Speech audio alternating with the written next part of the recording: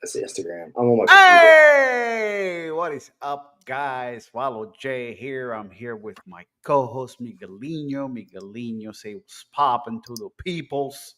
What's pop into the peoples? Also joining us, our other co-host Egg. Say what's up, What is up? and our other co-host who's listening to some hip hop right now. No, Yeah, I'm boy. looking at Instagram. Yeah, Sorry. he is a dream. The dream, Stephen Aiken. Stephen, say hello. Hello. And before we get popping with anything else, all the madness that's going on in the jiu-jitsu world, we just want to congratulate our boy. He's got a soul finally. He got his purple belt. I'm a real boy. Hey! I'm a real boy. Yeah, boy. So congrats, Round of bro. applause. Thank you, John. You've been working hard to get to that level. So Only congrats. 6.5 years as a blue belt. Hey, 6.5 as a blue belt. Yeah. Okay. Everybody's journey is a little different. So, moves, injuries, mostly moves, but yeah. No, you're our definitely on the military promotional track for jiu-jitsu is often slowed down by those kind of relocations, even though you may have stayed consistent, perhaps even the whole time, place to place. I have no idea what you're talking about, but that sounds right. You know, you have to reset when you switch. Okay. Makes sense. Hold up, guys. Speaking of promotions, I got to give a shout out to these fine chaps. But our boys also, Isaac Stackhouse and Nunchuck just leveled up yesterday, right? they did. Got to give those boys a shout out. Woo! That's right. Isaac got promoted to brown belt, and Nunchuck got promoted to blue belt. So Yep. Grandpa and Daddy must be real happy right now. Man, it's one of those things with promotions, and kind of like the same thing with I was referring to Egg, Nunchuck is Nunchuck. If you know him, you follow his meme page and different things.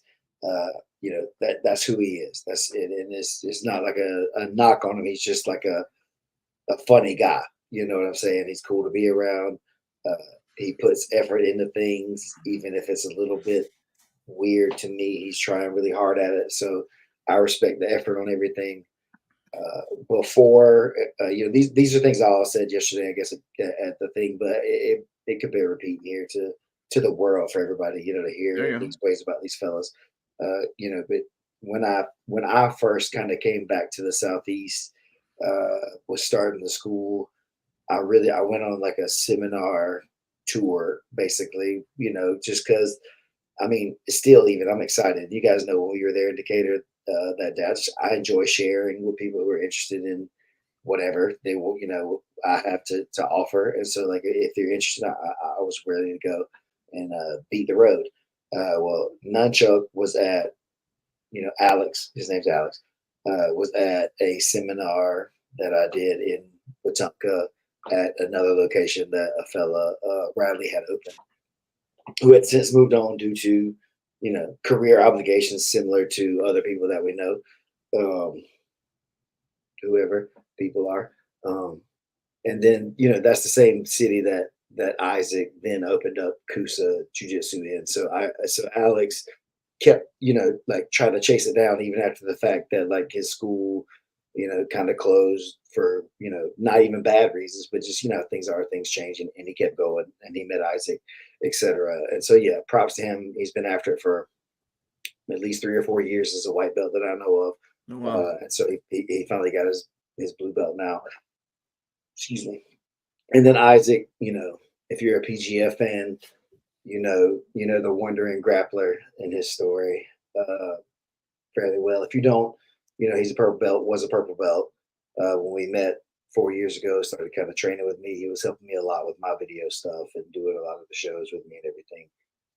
But at his, in his heart, he's still the competitor who wanted to go out there and live and die, with his sword. And we saw, him get a chance at the PGF and how that went. And through that, I got to see as his coach a ton of like personal growth, and through jujitsu, he's learned a lot, from that experience, and then that's translated into other experiences where I've seen that process of decision making change quite a bit. So very proud of him to see how he's grown as a person. Obviously, he's been diligent with his jiu-jitsu, so that's naturally gotten better. But as you get into the advanced ranks, at least from my perspective, it almost becomes less about the jiu-jitsu as far as technique or moves as it is about the effort that you're still putting in, and the quality of like a human that you are. And so I just became one of my best friends, man. He's somebody I can trust. He's got tape footage or whatever of all kinds of experiences of me that he's never tried to use in any sort of way. So, so he's just been really solid, and just he's really pushed his jiu-jitsu far. And if you know him, you love him. So it was like, it was a pleasure to promote him to his brown belt for sure. Hey! But now he sucks. Yeah. He still sucks. Dream's like, get the feelings out of here. It's like, I still squashed that motherfucker. Anyway, listen. He was my main training partner for the PGF season I did too. You should ask him about how that was. He did not enjoy that, if I remember correctly. He did not enjoy you having to do all those reps on him. Yes. And that was another thing. He took all that stuff like a champ when I was 200 plus, and he's 170-ish. And he was the highest ranked, biggest guy that I had access to most of the time. So, yeah, definitely. He earned a ton of respect from that, too. Word. And so now I was looking at my phone. Hey, we have no PGF news, but the jiu-jitsu world's been on fire anyway, so we got plenty to talk about. So we took a week off, and in that week, Craig Jones announced that CJI, the Craig Jones Invitational, was going to be the same weekend as ADCC. Actually, it's not quite the same. I mean, it is the same weekend, but you still can watch both. Craig's tournament's going to be on Friday and Saturday, and then ADCC is going to be Saturday and Sunday. So you could literally attend 2 days of, one or the other. You could go Friday to Craig's tournament and then go to ADCC Saturday and Sunday, or you could go to Craig's tournament on Friday and Saturday and then just go watch the finals at ADCC. You guys were set to go. Are you going to extend your flights, or are you going to hit it all now? I mean, Maggie's, he's a Craig Jones aficionado, so I can only imagine. Well, we were going to go to ADCC, obviously. Yeah. We do have our tickets. We did have a plan to go out there for the weekend. I will be extending my trip a day so I can make possibly both days of the CJI if I can. Tickets should be going on sale, but he said that they'd be on sale on the 31st. However, I noticed something online, and they were talking about how they're building an alley, which is kind of like the pit, and so they haven't been able to get the floor seating arrangements done or whatever. So fighting a hallway. So they basically are holding off on that. But it's like a 20-foot long, 4 feet wide. I don't know about that, man. 6 feet wide. That's a lot. I heard that it was gonna be like a 40 by 30, but okay. I heard they were gonna have electric eels. So, is it too much to ask for sharks with lasers? Is it too much to ask?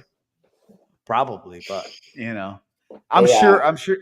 Listen, if they got the money for to shell out $1 million to the winner, I'm sure they could come up with something.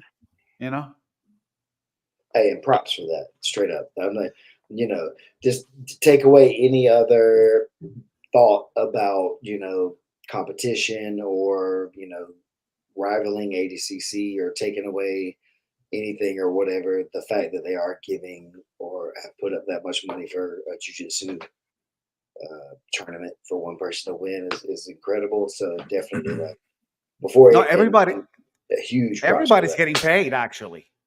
No, and Because definitely 10K to show, 10,001 to show is Dog. definitely, that's not nothing, So definitely it's it's huge. And so the thing now that I think becomes the question, and this is the thing, where you'll hear potential criticism or whatever the right word is, of like, okay, but then will they be able to do it again? Can they sustain the CJI paying out these $1 million purses as often as, maybe the ADCC every 2 years or however the system plays out? Because that's been a problem with jiu-jitsu and MMA promoters and events historically, is that they come in with huge like payouts, or they buy everything up or whatever, and then they did one show, and then turns out, maybe even half the people didn't get paid because it didn't go as well as had hoped. Not saying that's the case here. That is, though, a common. It's not a criticism, I guess, but it's a concern that I've heard about people choosing CJI over the ADCC. What do you guys think about the longevity of this situation with these guys? It depends on who the backer is. Is the backer willing to do this again? And is this, I mean, they're talking about that this is basically through a non-profit. So I don't know how that's going to work. I mean, this is like the first time we've ever seen anything like this. I mean, I think they funneled it through a nonprofit, or at least they added that bent to get the positive, vibes off of it. But there's somebody with big pockets here. So I would liken it to what we saw in golf fairly recently with Live Golf. They came and started paying all those golfers a lot of money to go join them. And all the PGA players that stay with the PGA, like, man, I can't do that because I might be a flash in the pan. I might like piss off the wrong people. Joke's on them. They merged, and so all those guys that got paid for Live are still in the PGA. So I mean, the idea here is like Craig Jones is being a disruptive force, a disruptor in this industry. And apparently, hearing people talk about it, if ADCC had just like doubled their money, to the winners, just to 20 grand. I mean, because it's been 10 grand for at least a decade plus. If they just doubled it, like, he wouldn't have done this. But it's like, nope, that's what we pay. Like, hey, brother, I don't know if you've been in here since 2020. Inflation's a thing. So big. I mean, all these. I mean, the thing is, all these competitors that spend so much of their time and treasure and just dedication to make it there, the return on investment just isn't there. I mean, hypothetically, if you do well, you might get seminars and instructionals. That's not guaranteed, though. It isn't, and a lot of these guys are like, I can spend my time doing other things and make more money. And that's just frustrating. I mean, I get it. So ADCC is kind of like the Olympics model, where Olympians don't really get paid a lot, but they're the top of the sport, and so they get endorsements, etc.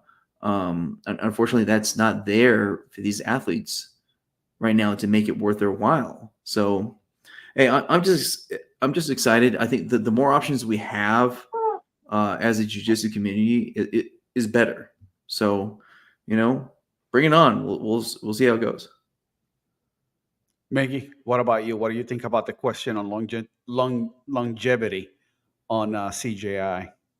So I actually kind of had like shower thoughts of that today, right? Like, is this something that's going to be around? Like, is this not Craig trolling to at least kickstart something of a year where, hey, there was great change. Now, even if these guys don't come back, they set a new standard that we kind of have to maintain, right? So I don't know. It's definitely having the effect, right? Women are getting paid more, I guess, the same as the men this time around, right? Even though I know oftentimes it's kind of tougher for them. I know what this year ADCC was going to have a women's absolute bracket, and looks like that's potentially at risk now, right? With the CGI coming into the mix, but it's I don't know, man. It's just so much popping off.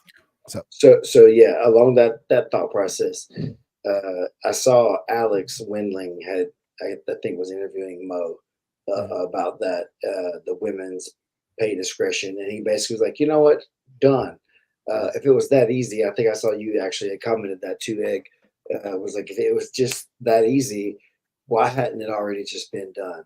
Why does it take somebody putting the screws to you to make this decision if it's something that could just easily be done? I understand if it would take huge strides and if it would just really cripple the event if you had to do that. I understand. Say, okay, but just to be able to just be like, you know what? Yeah, we'll do it. I don't know enough about running a show and an event this large, the ins and outs of what that takes, the licensing, the taxes, the events, all that kind of stuff. So there's so much to it that as it's just hard to speculate, on the money that should be paid to who or whatever. But there's no like collective bargaining for martial arts. Same thing with again, liken it to UFC or MMA. You're an independent contractor at best when you do these, right? And jiu-jitsu for sure has been conditioned as it's a martial arts kind of thing. It's not really for you in that way that you go compete for your pride and you compete to put your name on there. And you compete like you had mentioned just a second ago. Oh, if you win, you get to go do seminars. There's tons of evidence. And if you want to just be anecdotal, you can. That the top athletes aren't always great teachers. Yep. They're great at what they do, though. They're elite at doing. And the coaching is not always the ones who did the number one at competing. It was usually a high level competitor, no doubt, but not one of the elite of the elite often. So sometimes you don't get, I mean, you can make that money for a little while, but if you don't get repeat customers, you're not good at it. That's not your skill set. Your skill set is jiu-jitsu competition. And that's what you should be paid for, not potential seminars on the backside of this, unless we're doing the Olympic model, which is endorsements and amateur, and that's a different thing. I mean, I understand trying to grow the sport, the sport through, having a show, a spectacle. But we got to remember, the show's been built on the backs of the athletes. We're there, right? We're there to see the athletes compete. They can compete under any fucking banner. It could be the UWGYXA. We're still going to see it. We're still going to watch it. The upping in production to a bigger arena maybe was, a jump down. It was maybe that wasn't the step. Maybe the step was to pay the athletes and then make that jump. Yep. So what happens when you do stuff like that? You're gonna piss off the athletes, and they're gonna be like, "You're putting millions and millions of dollars into the production, and third place gets like $3,000, second place $5,000, and the first spot 10. Come on, everything would have been fine at the Thomas and Mack Center again. Yep. Smaller venue.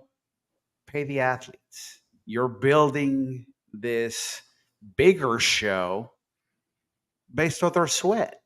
I don't know. So, that's just my take on it. I deleted my comment, because I did say that, and I truly believed it.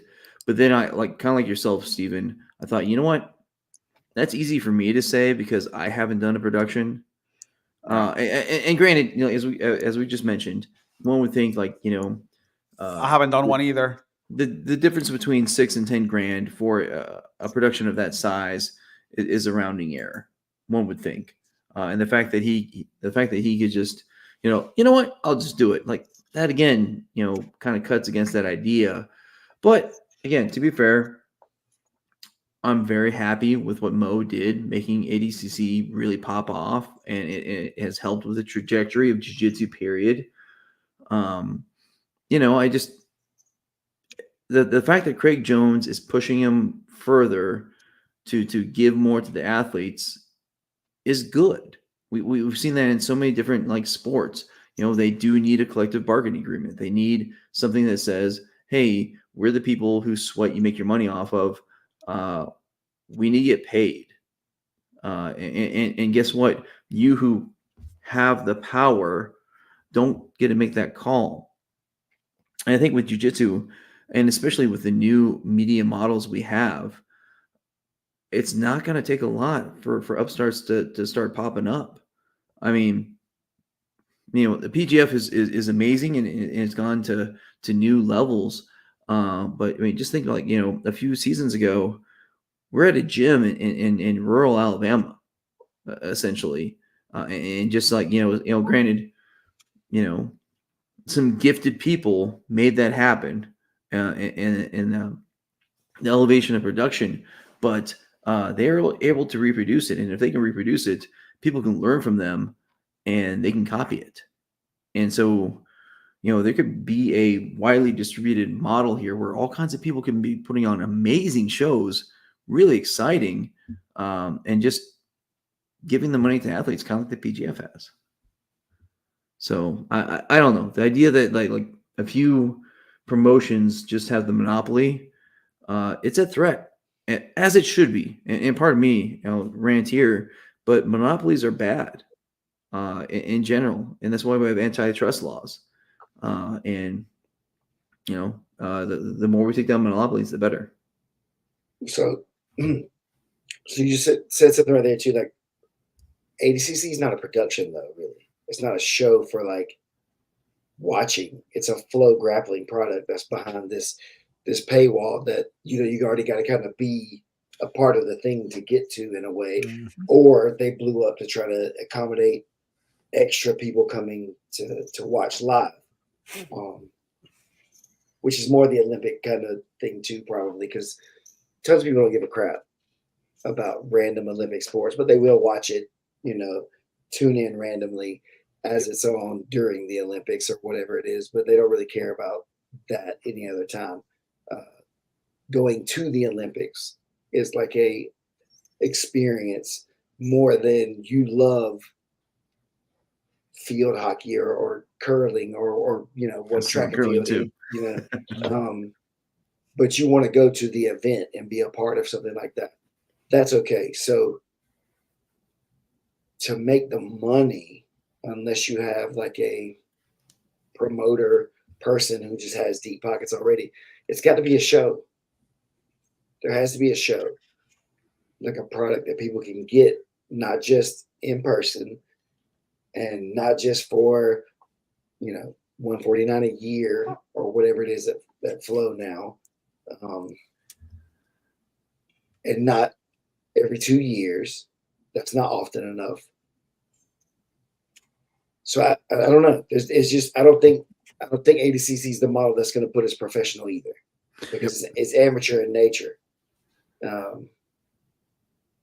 don't know. So that's if CJI, they only have 2 weight classes and 1 female weight class. Am I correct, or is that incorrect?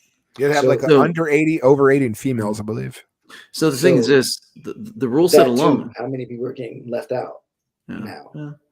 Yeah, but you got to start somewhere. And again, I'm interested in seeing what the CJI's rule set is, because we've talked about this before. The ADCC rule set is just amorphous, intractable. It's impossible.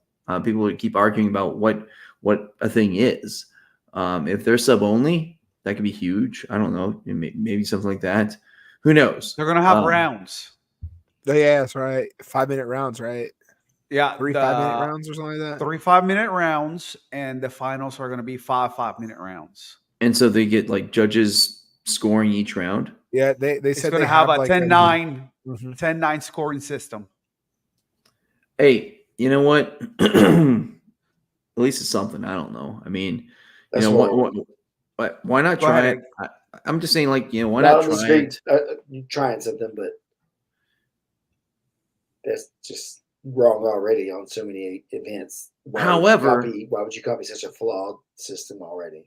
However, you know, you don't get somebody that gets a takedown in 2 points and just stalls the rest of the fucking match.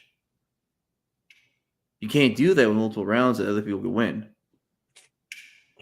So I don't know. I don't know. Yeah. Listen, the way that I heard is going to be scored is basically, are you working? You know, who's got the most sub attempts, whatever. Whoever's done the more work to win is going to get the round, basically. Yep. Yeah, That's what I got out of it. Yeah, because what they were saying was this: they had and I saw this. I forgot where I saw this comment, but they said they had a clear, defined system.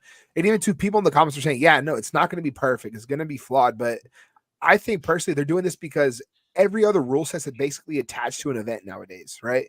When you have when people think sometimes sub only rule set, they'll think EBI's specific rule set. That's EBI's Eddie's.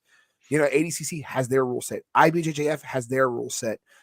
Subversive, right? When they have stuff, they have whatever rule set they follow. So I think they're trying to do something different. And I guess at this point too, they're trying to find a way to build the product up to come back another point in history, right? Whether it be next year or 2 years, whenever ADCC comes back. Well, they're trying to experiment too. Yeah, they're talking about doing it yearly. Yes. Yeah, so there you go. Yeah, they're trying to find something. That was another thing that he was saying, that this was not going to be like every 2 years, and it's supposed to be every year. So yeah, it'd be interesting to see how because again, they're trying to build. I'm curious. I'm interested. I want to see what's what. And like I said, you know, this is just great for us. Yeah, we get to see this out live, play out, see how it turns out.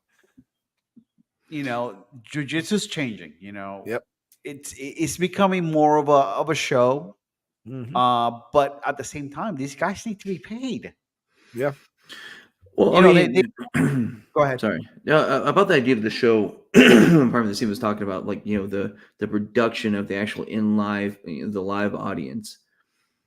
I would kind of counter that a little bit, or at least maybe add a thought that, you know, for the Olympics, most of those people are not practitioners, so they really do need a show. They need some pageantry. Because, like, oh, okay, I'm there spending a lot of money just to be at this event, this grand thing. Whereas I still think the ADCC is the vast majority is practitioners. So do they need that really for the people that are there? I don't think so quite yet. And will people actually that are not practitioners right now travel to the ADCC for it? I seriously doubt it. Yeah. Again, the rule set makes it hard. You know, it's a lot going on. It's a lot to digest.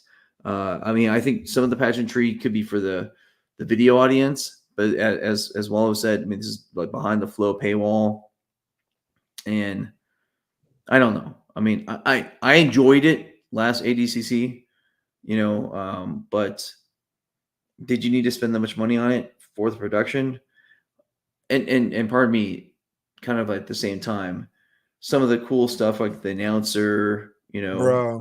I mean, love that shit and a lot of other things, but you know, the production of actually watching the matches itself, it was all right. You know, that's what matters. That's what matters. I want to see the damn sport. Yes, dude. No, me and Waller were there that time, and dude, it ran behind schedule a little bit, and I get it. They were trying to add this production value, but the thing is, if they can focus on just growing this a bit more, right? Let's really fine tune this tournament. Let's get these guys paid so they're even more hungry to come out here. Let's try to do this yearly.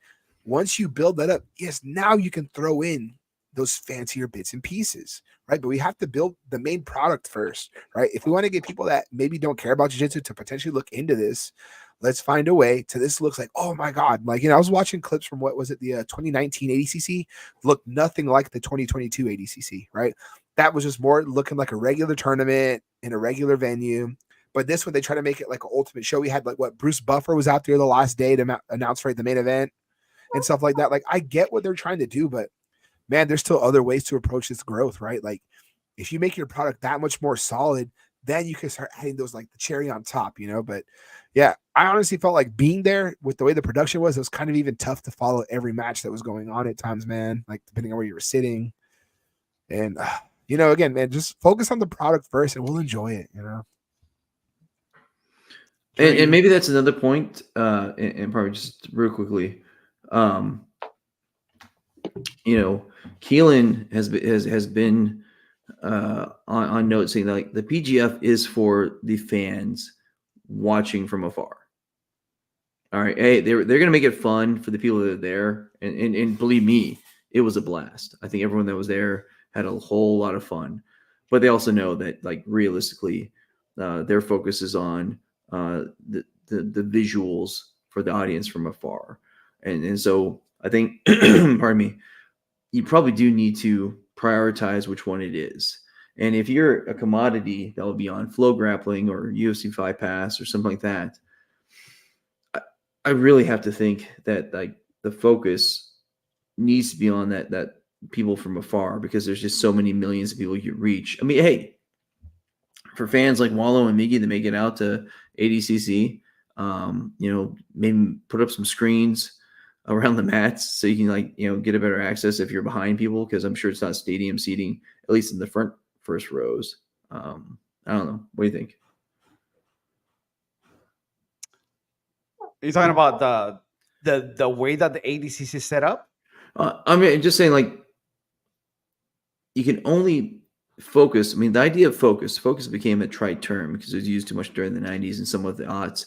I mean, you can only focus on one thing at a time, right? Because that's the idea of focus. Only one thing at a time. And so you have to know where your priorities are. Is it for the fans from afar, online, etc., or is it for the people there?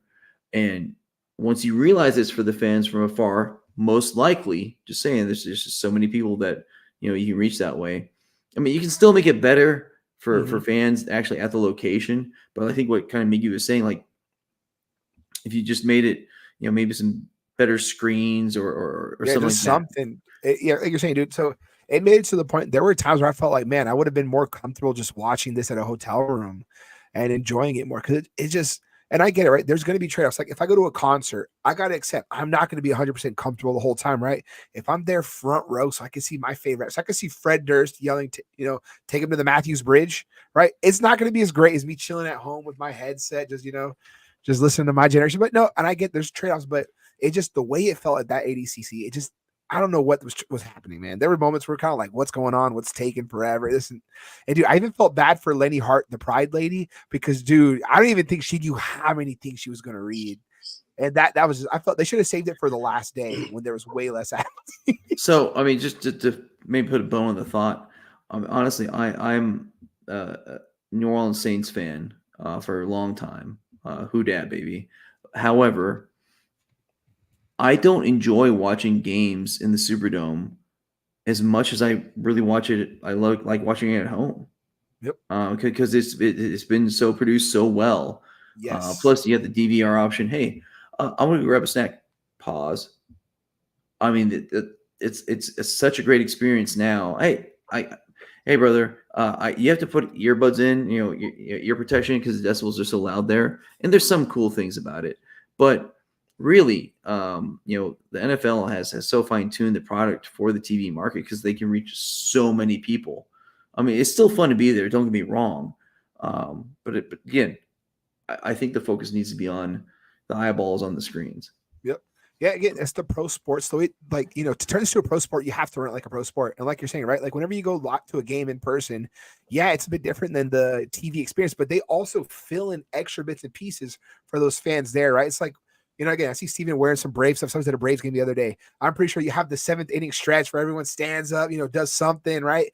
They do that to keep the fans there entertained because they know if you're just watching the sport, you're probably gonna have to every so often maybe go get a snack, use restroom, whatever. But they still find ways to keep you involved. Now, again, I get it. ADCC, they can't have like a, hey guys, let's armbar each other for this commercial break. I get it. You can't do that, but they still they need to figure out, do they want to, maybe appease more of the people on TV? Like, let us know as the fans there. Like, just put something that says intermission on the board. Fuck it. I'll go use the restroom real quick or grab a beer. Do that. Fine. But let us know what's going on, right? Don't just say, yeah, show starting soon. And 3 hours later, you hear Lenny Hart going on. Well, I mean, to that point a little bit, I mean, baseball is a unique event. All right. It's kind of like the Homer Simpson, the Simpsons episode where he quits drinking beer. It's like, this is kind of a boring sport. No, but I'll say, I think baseball is one where the actual live experience is better, just because there is more going on. Because baseball is a bit of a slow sport. Exactly. Go grab your what's up? So is jiu-jitsu. Yes, and that's why jiu-jitsu can copy that. Finding that way to keep that balance, man. Because, again, if I'm at home watching, psychological as hell. Baseball is a super psychological game. Yes, right, and that's why, hell, I would love to see the Savannah Bananas style in jiu-jitsu at this point, right? Maybe CGI becomes this. I know, there's a banana that's a 10th Planet guy. I mean, hey, really? Yeah. What are we talking about right now? Danny Oberst, Danny Bananas. Is that? Yeah, Tip. Is that him? Tip out of Savannah, Georgia. Yeah, that's the homie. Hell yeah, that's what's up. We're gonna come see them when they play Australia in July.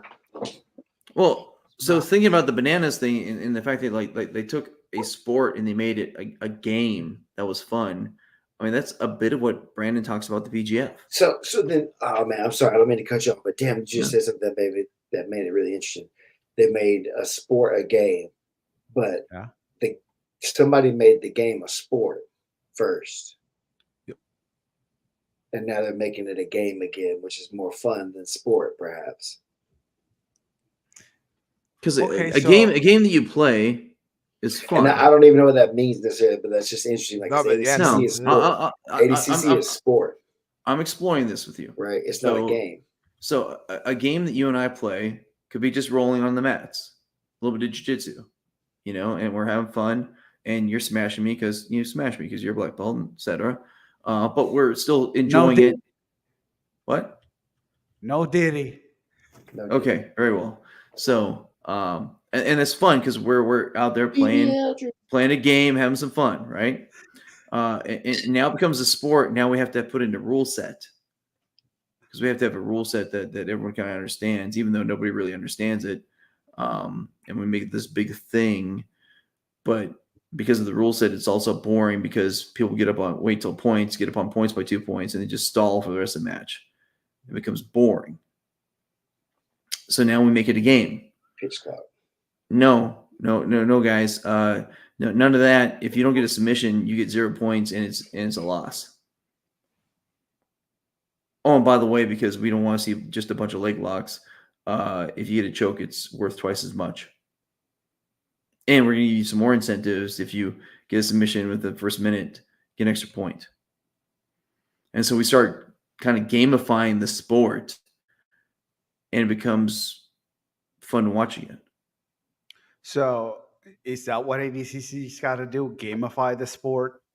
Come up with their own game? Yo, look, we need to gamify the PGF. So if an athlete goes on your couch, you get tagged, and now you get to fight the guy that pushed the opponent into you. That's how you gamify it, baby.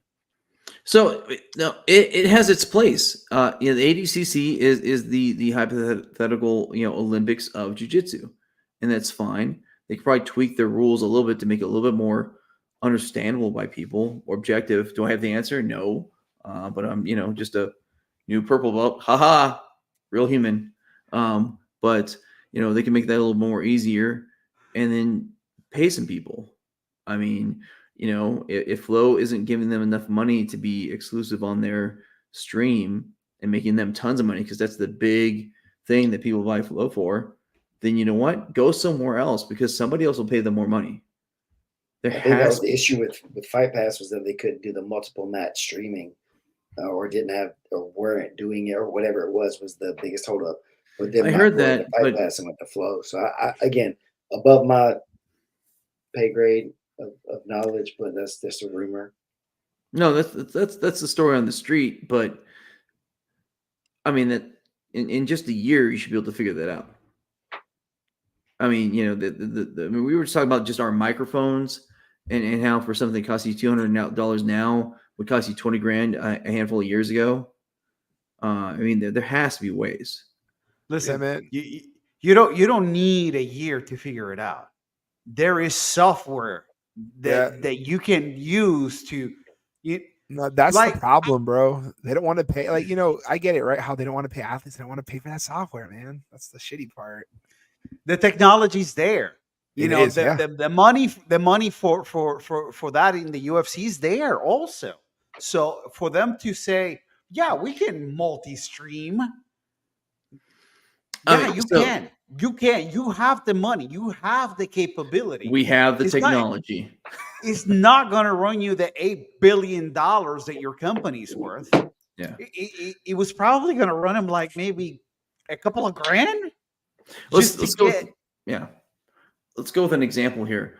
Look at smoothcomp.tv and how amazing it was watching the matches after the PGF, season 6. And I used to like pull up before at a time and just go through all that stuff and how amazing that technology worked.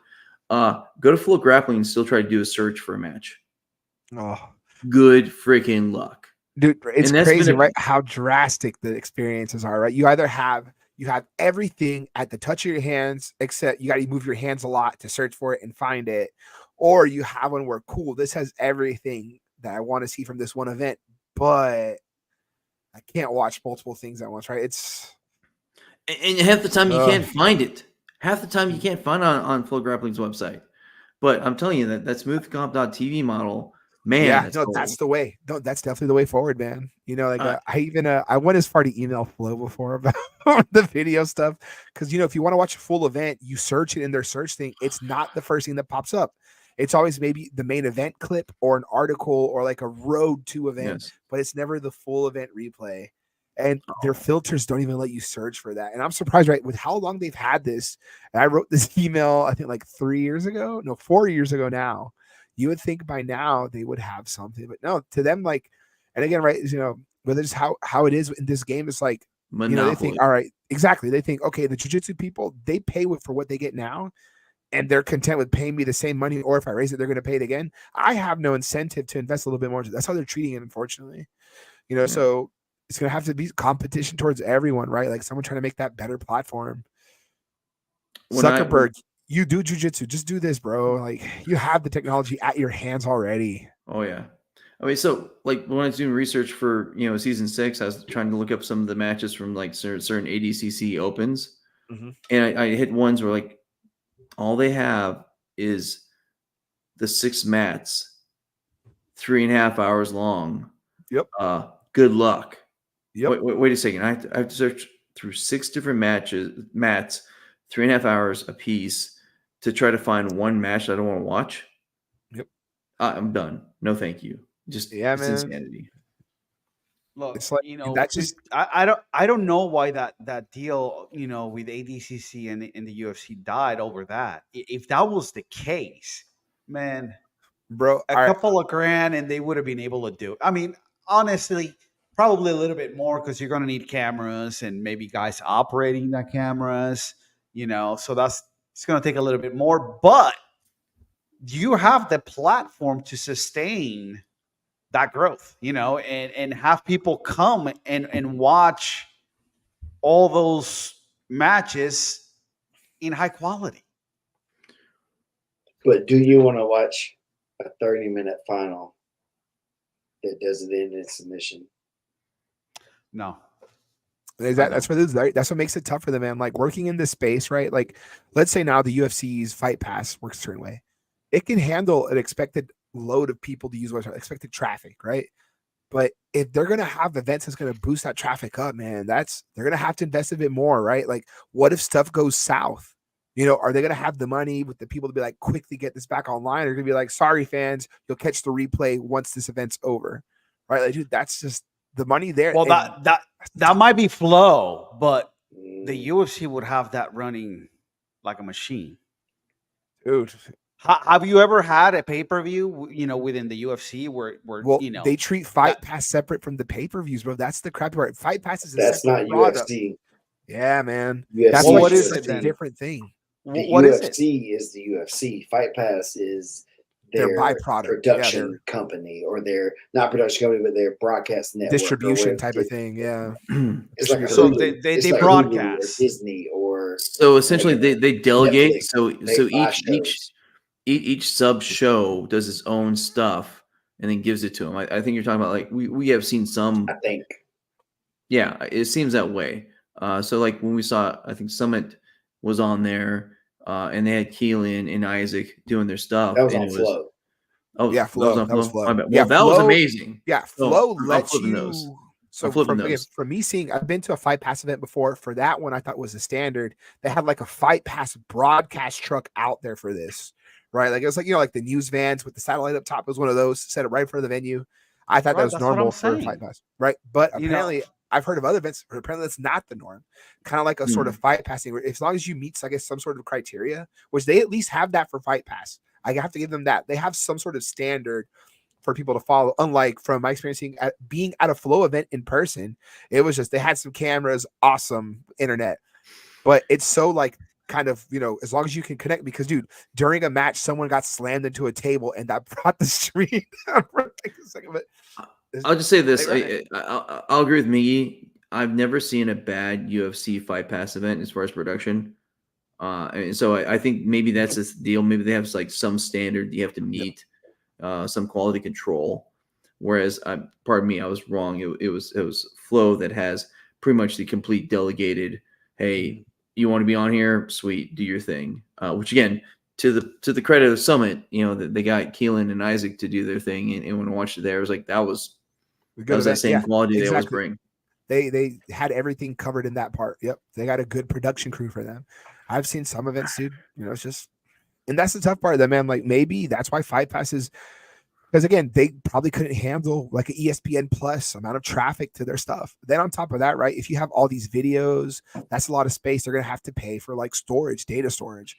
Maybe they don't want to invest in that kind of money at least right now, right? Like, just a random thought. I mean, and I know obviously Keelan's off in Europe with Five Finger Death Punch and Metallica right now, but Keelan and Isaac, maybe they made a company where they did like a school where they did like a boot camp, if you will, for production staff, and kind of like franchise out their model of making things happen. I don't know, just scary. Maybe. I mean, I get it. You got to certify somebody, and kind of like they got to have your name, and so it's a little dangerous. Or even enough, just have them fly out to these events, right? How they'd have a dedicated production crew. Like if, and maybe that could be part of the reason why Fight Pass didn't want to do it. They might not have enough bodies to cover an ADCC trials type, event. Who knows? I thought Fight Pass is part of the UFC.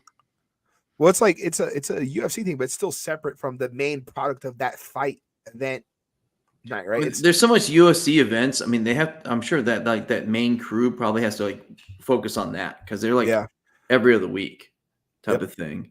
I don't know. I'm just spitballing. I'm just like maybe like some place in the future they could do that. I mean, but Zabiggy, man, if productions don't realize these guys have what it takes and try to bring them out, they're crazy. Whatever fee they cost. Just you get the right. Man, if you want to make your production pop off and like make it quality, and they can. Right on. Well, anyway, enough about the production stuff. What do you guys think about that? I don't understand. Yeah, I mean it's complicated. Obviously, we've seen stuff behind the scenes, but we don't know the full scope of it. Yeah. I know what it takes a lot, and it takes a lot of people to get it done, and done right. But it's the whole thing is going to come back to the original, argument, which was, is this for defense at home, or is this, for the people in the arena? And if Man, you're, so this started to cut you off, but I was just thinking in this way too. It's like, but we're talking about these guys deserve, or everybody deserves to be paid, or whatever. But like, as an artist, you don't do that necessarily to be paid, right? And so a lot of these guys are looking at no. I know they're looking at it as a professional sport in that way as well, though.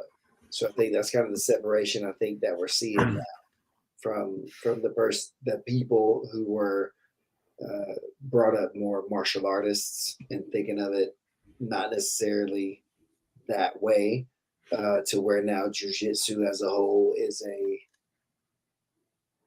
way that people can make money. Even now we see blue belts with channels of their, whatever they're doing day to day, and people are following along and, tracking these blue belt people even. It's just a different kind of thing than it was before. But how many people do music and do great music but don't get paid? But maybe maybe that's different than ADCC. You can get paid, but they do get paid a little bit though. But they're not, selling out arenas. There's not 100,000 people showing up to see you every week in a different city, and that's the kind of model that gets people rich. As far as entertainers or performers, it's not once every 2 years. And I love this stuff. Trust me. So I'm not trying to hate on anybody or whatever. I'm just trying to be a little bit of a realist about what's happening in that way too. There's not that much money in it for everybody who's doing it to be paid that much over and over I don't think that the issue I is still think that it's there. I think the issue is not that these guys want to be like rich right off the bat. It's that they're just not getting paid. And when I understand that this was a martial art, but so at some point, you give $1,000 to people who show up and don't. Hold on. At some point, this became a sport because a guy said, "Hey, how about you and you do this, and we'll have a bunch of people watching. We'll charge a couple of dollars at the door, whatever." Boom, that's a sport. You were a martial artist, or you're still a martial artist, but you're competing now in front of people on TV or in a hall, wherever. You get a little change. You're a professional athlete now. You're a prize fighter, basically. Hey man, if you want to just have your underground, if you want to have your underground kumite blood sport style, cool. Have it. I mean, do it for the art. But your points and your thing. That's what I'm saying. The exact opposite is true. Also, not the blood sport part of it or whatever, but just like if you want to host it in this way, then it's never going to be the thing that pays people what everybody's trying to ask for this. It doesn't happen often enough for it to be that thing. That's why the UFC happens as often as it does, and there's still people that complain about the pay gap in the UFC and things like that too. I think with that, it's a matter of the routine, the repetition, or the amount of reps you can get at the pay scale. And like, in professional sports, I don't know exactly, the contract ins and outs, but there's like game checks or whatever, you know what I mean? So you play a certain amount of games, you get a certain amount of that check that you were promised as an athlete. But when this happens once every 2 years and you got an invite,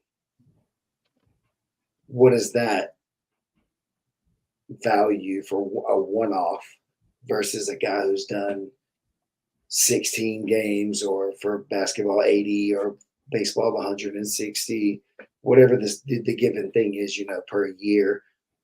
For and UFC fighters 2 to 3, 4 per year to kind of at least be knocking on that door. So I think that's as much of the issue as it is the one-off pay. We can give you the money one time, but what does that do to give it to you the one time every 2 years? Cool. Everybody gets $10,000. Mm-hmm. But maybe we build a system though. I'm sorry, Mickey, go ahead. I know so I'm saying, like, probably saying the same thing as me. It's just we need more opportunities out there as well. Like especially with what we do, right? This isn't like an organized thing where you have like a year-round league, like a season. So we have to find ways, right? Like it's nice to have something like the PGF going on now. I think what Zapatero is also offering a good payday for their guys. Also as a community, it feels like too. We got to make something as well that can pay these guys something.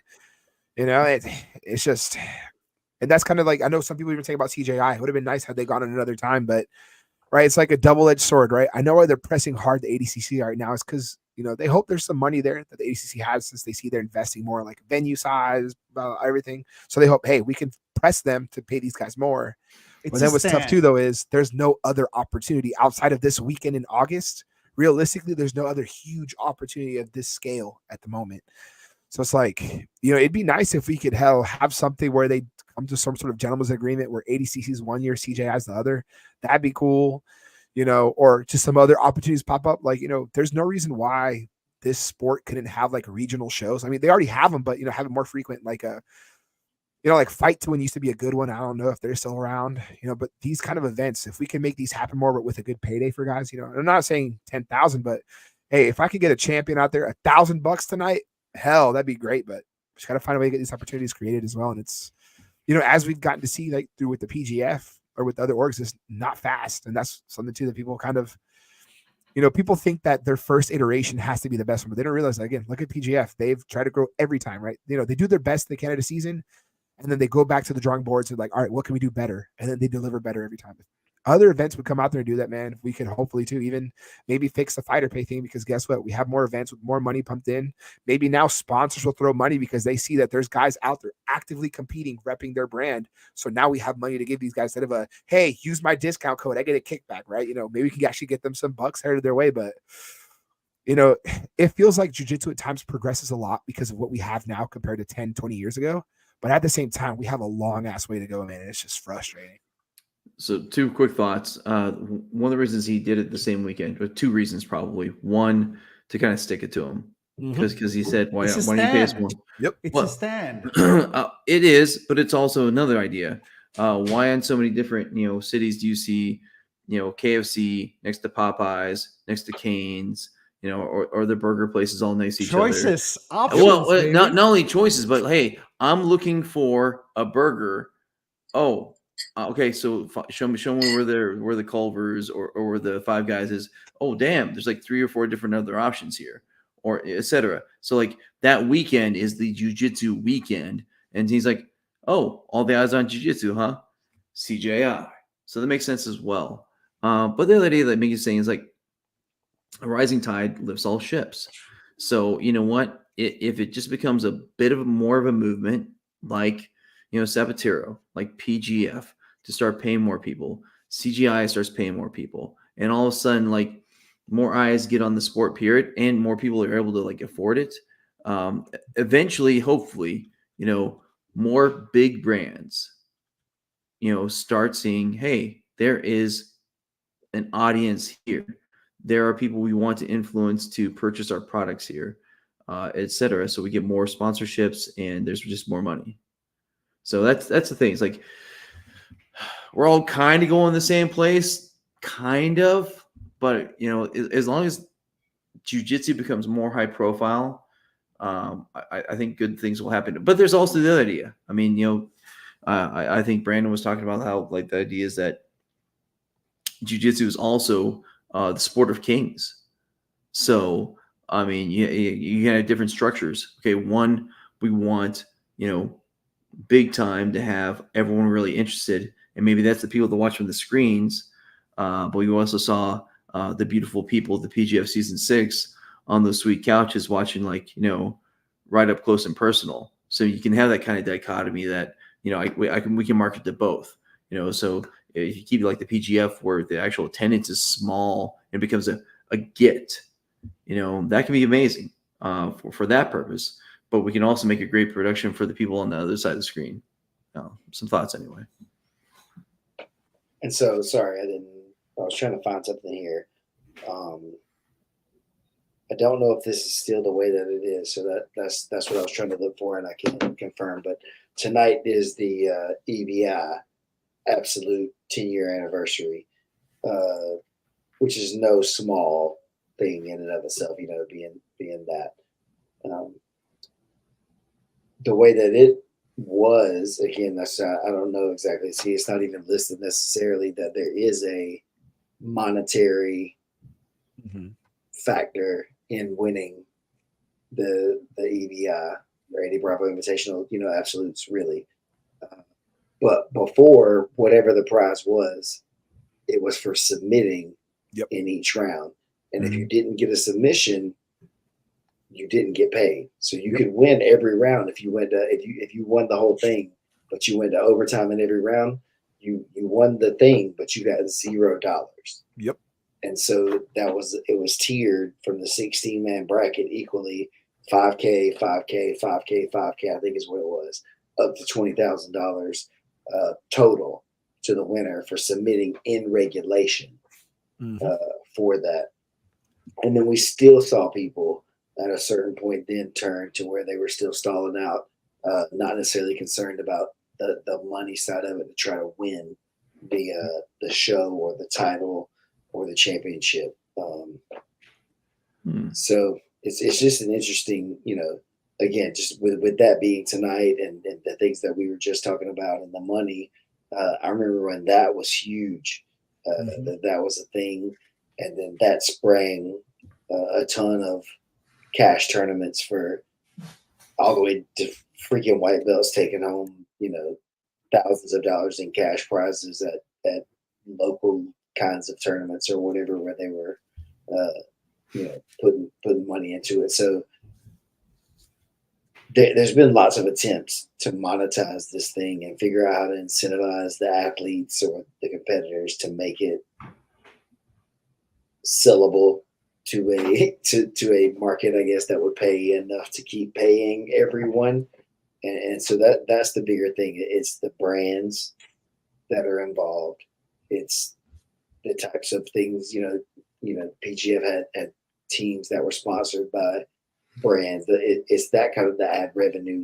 All those kind of things have to come together more than being behind a paywall somewhere. Yeah. I don't think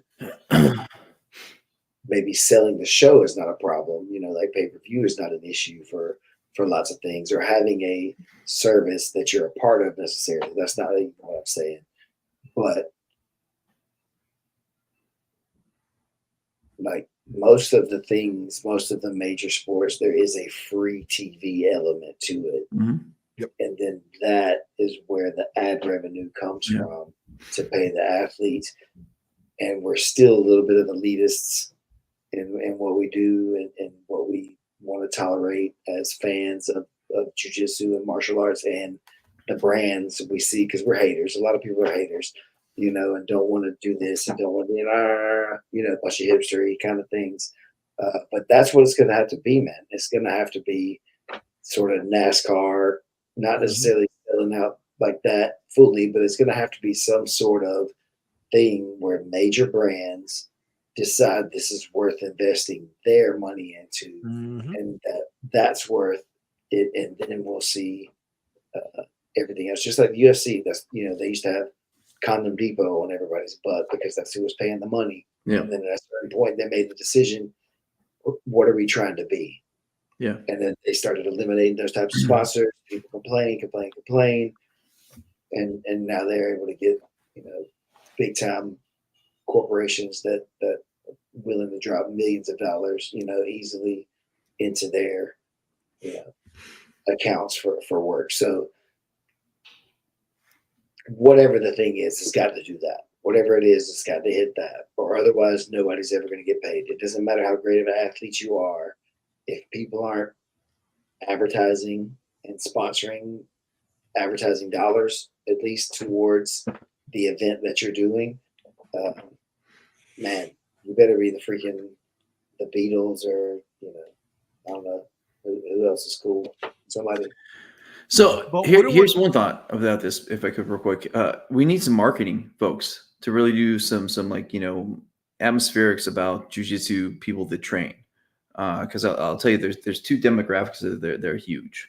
The somewhat youth and professional, somewhat young professional demographic, young guys in college and just getting there first on their first jobs. But having traveled and lived in multiple places, there's a shit ton of professionals of jiu-jitsu, doctors, lawyers, business people. This is their like mental health and other things. I had almost a third. That's a lot. Well, dude, that's how CrossFit has a market. They're on freaking ESPN, CBS Sports at times because they figured we have people that do this activity that have the money. Yeah. On top of like people, that aren't in this category of money. Let's market so we get their money on our stuff, right? That's why you have like Rogue has commercials now. Noble has commercials, for example. Yeah. I think even Noble sponsored some combat event, like, because they realize they got people with that money. What's up? So I understand the whole thing, about, the marketing and getting these guys, seen or whatever, but don't the sponsors and, all these guys that are going to throw money, into the sport, aren't they going to look at the product? Aren't they going to look at what you have before they decide to throw that money? But that's what I'm saying. It has to appeal. It has to appeal to those. Whatever you're doing has to appeal to them, or either they're not going to put their money into it. They're not going to say, Coca-Cola is not willing to put their money into this idea because it looks terrible. Right. So you have to have your product already set and know what you want, but you can't just say, okay, we're going to take care of you guys on the back end when we get the sponsorships, when we get the streaming rights, when we get this, when we get that. You're building your promotion that supposedly is going to take care of these guys on the back end, not paying your guys or giving them little money. To me, that's where you start. You start with your athletes. They're your product. They're the reason your product exists. That is the product. So going back to the companies, I mean, they'll have a threshold of like a certain quality of product, but really it's a numbers game. It's a return on investment for them. Yep. If they see that the demographics are right for the audience they want, that's what matters. But to your point, Wallow, and I think we saw from Brandon, even when he couldn't pay a lot of money, he always let it be known, like, hey, I'm doing the best I can. And, he literally is doing the best he can to give everyone as much money as he can. And it's continued. And with that model, and he's just a caring person. So, and genuinely, so we all know this. So to your point, I think you're right. I mean, with that, that model and that mentality, you can build something, even if you can't pay a whole lot at first. So then, is it ever athletes first? I mean, here's the thing: it's kind of like if you don't have athletes, what do you have? Yeah. Well, if you have an unhappy set of people that you're not going to be able to take care of, they're not going to want to grapple for you. It can't be athletes first. So I mean, no, hold on, listen. I mean, so it's like when my student, my boy wanted to study environmental studies in college, and I'm like, hey brother, you better be a double major in economics, because if it doesn't make fiscal sense, no one's going to do it. I mean, could it not be athletes and the company 50-50? I mean, that's idea. So listen, stakeholders, absolutely. So that's the problem with like business. Business actually used to be about all the stakeholders, not just the people that had the stock, not just stock owners, and that's the mentality they all have now. It's all about stock owners, and also because a lot of our CEOs, are paid by like stock prices, and that's how they get their bonuses and stuff like that. So that's all they care about now. It used to be about, actually the employees, the communities where they actually had their production facilities, the customers. It was all about all stakeholders. And if companies and productions can go talk about stakeholders as opposed to just like, the promoters themselves, that's the way. That's organic. That's the way that everyone wins. And that with that model, people, even if they're not getting paid a ton, they'll at least feel appreciated and seen, and they know you're trying to do your best to build it for everyone. I'm not saying, just do a show and hand all the money to the athletes. That's unreasonable to begin with, but a good portion of it should be going to the athletes. Yeah, Completely. you have to recover, at least pay your people, whatever. The show is going to cost money. Yeah. So yeah, definitely. But my only qualm was this: when you're going from, a nice hotel room to the presidential suite, oh, there's a come up. You know what I mean? I got there's money. There's money. My only qualm was with the idea of athletes first, because the company still got to make money, but athletes as well. I mean, it's just like it's a team, and that's what it should be. And that's kind of where it's finally getting to about be like an NBA and stuff like that. After all their their unions and taking multiple years of arguing, like it's becoming where the teams are making about 50%, I believe. Don't quote me. And I think the athletes are getting about 50%. And guess what? They're all doing just fine. Those companies that aren't making 90% of the money anymore, they're still raking in the bucks.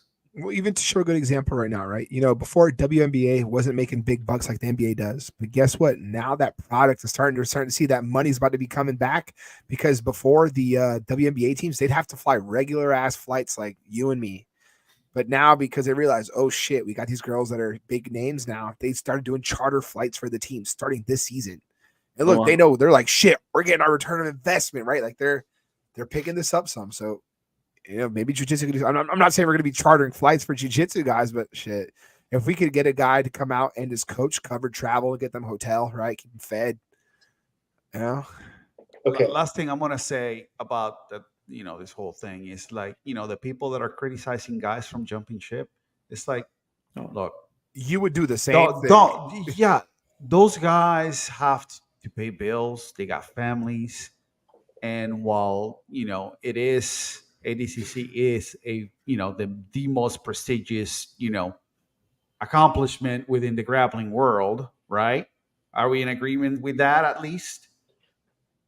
These guys have to still pay bills. Okay. So they shouldn't get the criticism that they're getting online for it. It's their choice. Definitely. Quick math though. ADCC World Championships, not counting the absolute division on either male or female for this year, would have had 8 divisions. Is there 16 athletes per division, correct? Mm-hmm. Correct. Like that, yeah. I think so. Plus the 2 for the super fight. Yeah. Okay. That's 130 athletes. If you give each of them $10,000, that's $1.3 million. Just to give everybody that 10,000 and show up money would be 1.3. And then to scale, if you wanted to scale it up or down from there at a $10,000 minimum, you'd already have to have $1.3 million banked just for show money, not counting flights from all these other corners of the world to everywhere, and rooms and all these other things. So in that way, $2 million. Everybody's doing what they do.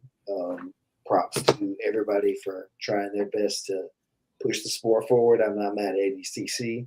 Like you said, it's been the most prestigious tournament to win for as long as I've been watching it. And part of the sport has been one of the bigger ones. to win, and it puts you in a special category of grappler that most of us would love to be a part of. CJI, man, $10,000 to show up is a lot. 10,001. That $1 is going to be it. That's the difference. So, and then $1 million, though, if you think you can win it, that's life changing money for pretty much everybody. Literally, so that's what Beckett said. You can't be mad at anyone for taking that chance unless you had an agreement between you and them. So I would understand if the promotion, ADCC, Mo, had some feelings about the way people did leave, because if we had an agreement, I understand. You want to go make some more money for sure, but you already agreed that XYZ, we've already sold all these tickets based on this fact. I definitely would understand some resentment and carrying hard feelings for that in that way. So I'm staying out of it. I'm glad I don't have to make any of those decisions. So, just to keep it in context, we're doing some math. So rounding up to 2 million. My bad. Rounding up to 2 million. And if we assume the flow grappling, I believe, is $149 a year, and you have to sign up for a year for ADCC, that's 13,422 people. That's it. They have to sign up to fund that. Now, okay, say ADCC only gets half of the money of that 149. That means 27,000 people have to sign up out of all the jiu-jitsu people from the world to cover that. Oh, say they only get, a third. So now we're looking at less than 40 grand still, just that 40 grand of people out of the whole world that have to sign up for that, to cover that. I think it's very doable. And guess what? If ADCC is not making that much money from Flow, they need to be somewhere else. Because I think the market's out there. Yeah, that's what's going on with sports in general, right? It's that media. It's just finding these extra avenues to make sure you can make that money to pay what you got to pay to stay on top. It just goes right, the ever evolving world we're in. Yeah. Hey, either way, we're all the beneficiaries of this, right? So we're still going to watch ADCC. We're going to watch CJI, and who knows? Maybe we get more competitors in ADCC we wouldn't have seen before, and maybe we get to see an amazing show in CJI, or at least see something kind of neat, something different. I'll be checking out. And hell, I just realized this. I'll be in California by the time this happens. So who knows? Maybe I'll drive up, for a day to see you crazies. So I'm pretty excited about that. I just realized. So I want to support the athletes no matter what, whether they are at ADCC, CJI, PGF, EBI, UGC, WWE, WWF, WCW, ECW, NWA, AWA, anything that these guys do, I'm definitely going to support, because, this is what we do. This is our sport. Yeah, it's our chance to make it what we wanted it to be when we started training, right? Before you had to watch a video on YouTube, it was maybe nothing, but now the fact we get to watch this live, videos. Yeah, oh man, throwback.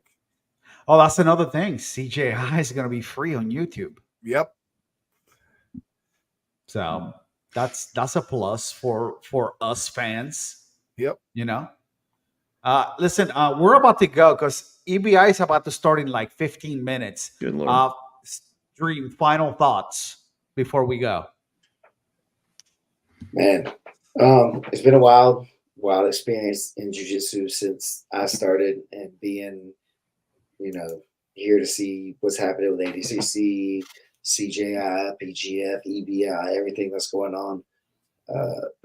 Like jiu-jitsu was just part of something that you did mostly for MMA, at least from my perspective when I first started. Now to see it being, its own standalone idea and sport and everything, it's great, man. And I love seeing people be able to make a living to support their family and their dreams and these things off of it as well.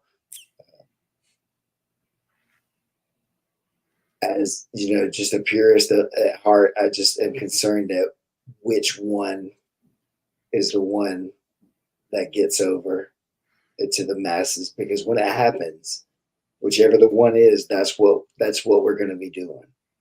That's kind of the issue. I think final thought is we're still splintered. There's still a lot of factions. We're doing EBI, or we're doing ADCC, or we're going to do PGF, or we're going to do IBJJF, or we're going to do modified, whatever style it is. Everything evolves, man. No, and that's what I said. Whatever the thing is, though, that gets the viewers, the sponsors, the thing that makes it sustainable, that's going to be what we end up doing. So I hope it's one of the cool ones, not something boring, because that's probably not going to make it anyway. Go PGF. Make it final thoughts before we go. We're eating this year.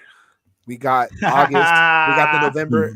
We got the PGF back. We are eating this year in jiu-jitsu tournaments, bro. That's all I'm saying. All right. Wu-Tang forever. Yo, Egg, final thoughts. Close it out. All right. So as Miggy said, PGF World Season 7. Remember, this November coming up, the Shark Week of Jiu-Jitsu returns. But quicker than that, 3 qualifiers. August 24th, Austin, Texas. We believe 10th Planet Austin. But anyways, August 24th, hey, if you make it there, you get a shot. The commission said it's free to enter. And whoever wins is guaranteed their spot in PGF World 7.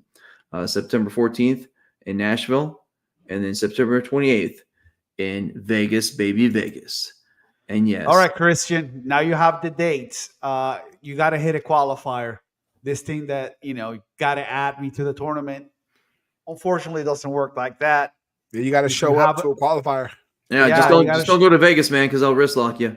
Just warning you. Trying to keep it real. I don't think you're going to make it. You're going to be injured per Kevin.